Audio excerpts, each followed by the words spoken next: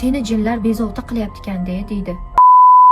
Ogohlantiraman, bu videoni ko'ngli bo'shlar, homiladorlar va 18 ga to'lmaganlar ko'rishi mumkin emas. Unaqangi qo'rqinchli emas, o'zim hayotimda bo'lgan voqealarni sizlarga gapirib bermoqchiman. U vaqtlar men hali 5 oylik homilador edim. Bir kuni shunaqangi qo'rqinchli tush ko'rdim. Kichkina ilon meni xonamning tepasida meni chaqmoqchi bo'lib yonimga kelayotgan ekan. Tushga nimalar kirmaydi deb tushimga ahamiyat bermadim. Uni ertasi kuni xuddi o'sha ilon, xuddi o'sha tush takrorlandi. Tasavvur qilyapsizlarmi?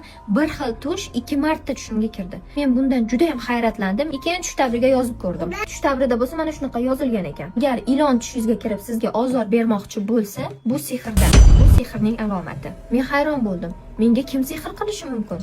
Vaholanki yana ahamiyat bermadim. Va 3-kuni kechasi soat kechasi 2:30 o'zimdan o'zim uyg'onib ketdim. Uxlasangiz ham atrofingizda odamni yurganini sezasiz, odamning sharpasini sezasiz. Xuddi meni ham atrofimda kimdir yurgandek xo'jayinimlarni uyg'otdim.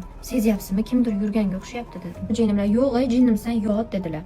Oyatal kursini o'qib uxladim. Oradan yarim soat o'tgan ekan, pol o'zidan o'zi tak tak tak. Men shokdaman. Uchib turdim. Nima taqillatdi yoki tushimda bo'ldimi? Yozida oynani ochib qo'yganman, tashqaridan ana kinolarda bo'ladi-yu, qo'rqinchli kulgi ovozlar.